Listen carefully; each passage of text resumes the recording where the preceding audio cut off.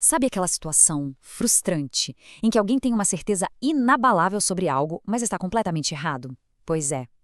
Hoje a gente vai mergulhar fundo nesse enigma.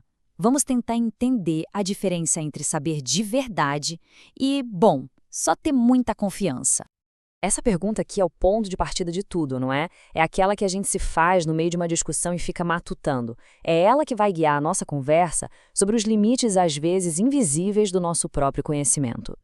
Para a gente entender como isso funciona na vida real, nada melhor que uma cena que, olha, muita gente já deve ter presenciado. Vamos pegar um exemplo bem clássico que ilustra perfeitamente esse dilema. Imagina a cena.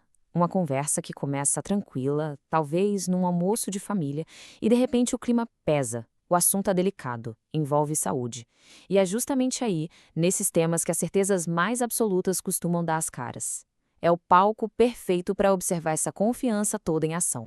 E é aqui que a coisa fica interessante. De um lado, tem uma pessoa especialista, que baseia seus argumentos em ciência, em dados. Do outro, alguém de uma área que não tem nada a ver, tipo um engenheiro nesse caso, mas que debate com a mesma ou às vezes até mais convicção. O que impressiona é justamente esse contraste, né?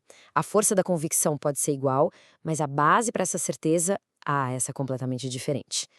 Só que essa pequena história não é só sobre vacinas ou engenheiros, claro. Na verdade, ela abre uma porta para uma questão muito maior, uma questão universal, que serve para todo mundo. E aí vem a pergunta de US$ 1 milhão, né? Como é que a gente sabe de verdade? Qual a linha que separa um conhecimento real de uma opinião que é apenas muito, muito forte? É isso que a gente vai investigar agora. Ok, então para começar a desembolar esse nó, o primeiro passo é separar duas coisas que a gente vive misturando: o que é saber e o que é ter confiança. Vamos entender a diferença crucial entre elas. O saber verdadeiro, por natureza, tem uma certa umidade.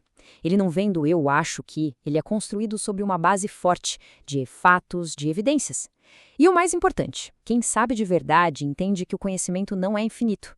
Existe um reconhecimento de que sempre há mais para aprender. Já a autoconfiança frágil, bom, é o outro lado da moeda. A convicção aqui é altíssima, a certeza parece absoluta. O problema é que, muitas vezes, essa certeza toda está meio que flutuando no vazio, sem fatos concretos para se apoiar. É uma construção que se baseia muito mais no sentimento do que na realidade. E quando a gente coloca os dois lado a lado, a diferença grita, né? O saber verdadeiro se ancora em evidências, enquanto a confiança frágil se baseia em opinião. Um reconhece que tem limites, o outro age como se soubesse de tudo. E talvez o ponto mais crucial seja este. O conhecimento genuíno está sempre aberto a novas informações, enquanto a convicção teimosa se fecha e resiste a qualquer coisa que a contrarie. Tá, mas a pergunta que fica é: se essa confiança não tem uma base sólida, de onde é que vem tanta certeza? A resposta, bem, está na nossa própria mente, na psicologia por trás da convicção. O caminho para essa falsa certeza geralmente segue uns passos bem previsíveis. Tudo começa com um assunto complicado.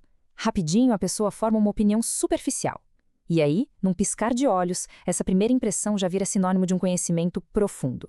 Dali para frente, defender essa certeza se torna quase uma questão de honra. E aqui que está a grande armadilha mental. O sentimento de que se está certo é uma emoção muito, mas muito poderosa. É tão forte que o cérebro pode facilmente confundir essa sensação com um fato comprovado. E nessa briga interna, a emoção da convicção acaba muitas vezes ganhando da lógica. Beleza, o diagnóstico do problema está claro. Mas e aí, tem saída? A boa notícia é que sim, existem maneiras de não cair nessa armadilha. Então, como é que a gente pode cultivar uma consciência mais afiada sobre o que a gente realmente sabe? E olha, o objetivo aqui não é virar uma pessoa perfeita que nunca mais erra. A meta de verdade é outra. É desenvolver a tal da metacognição.